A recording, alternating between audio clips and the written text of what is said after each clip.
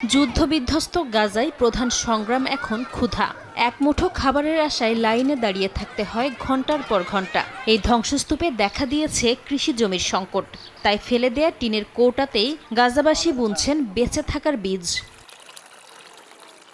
দক্ষিণ গাজার অস্থায়ী গ্রিনহাউসগুলোতে দেখা মিলেছে এমনই এক ভিন্ন কৃষি চিত্রের।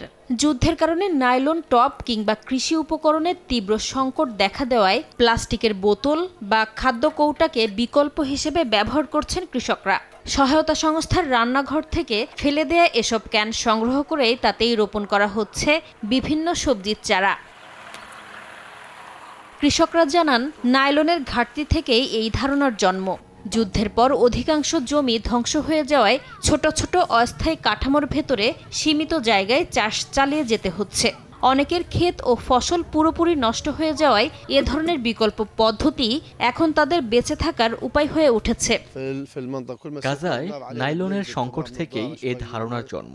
আমরা দাতব্য সংস্থার রান্নাঘরগুলো থেকে পরিত্যক্ত ক্যান ব্যবহার করতে শুরু করি। বিকল্প হিসেবে আমরা কোটার ভেতর চাষ শুরু করেছি। গাজায় ইসরায়েলি বাহিনী চিহ্নিত করা ইয়েলো জোনের আওতায় চলে গেছে অধিকাংশ কৃষি জমি। ফলে ব্যবহারযোগ্য কৃষিভূমি কমে দাঁড়িয়েছে মাত্র 6%। কৃষকরা বলছেন, কাজের সময় প্রায়ই গুলির মুখে পড়তে হয় তাদের। গুলি শুরু হলে লুকিয়ে থাকতে হয়, তারপর আবার জীবনের ঝুঁকি নিয়ে কাজে ফিরতে হয় মাঠে। জাতিসংঘের তথ্য অনুযায়ী যুদ্ধের আগে গাজার অর্থনীতির প্রায় 10%ই আসত কৃষিখাত থেকে। 5 লাখের বেশি মানুষ জীবিকার জন্য নির্ভর করতেন কৃষি, মাছ ধরা বা পশুপালনের ওপর। গাজার কৃষি মন্ত্রণালয় বলছে, 2023 সালের অক্টোবরের পর থেকে প্রায় 86% কৃষি জমি ধ্বংস হয়েছে। সেই বাস্তবতায় খালি কৌটা পুনর্ব্যবহার শুধু কৃষি টিকিয়ে রাখার নয়, বেকার তরুণদের জন্য সামান্য কর্মসংস্থানেরও সুযোগ তৈরি করছে।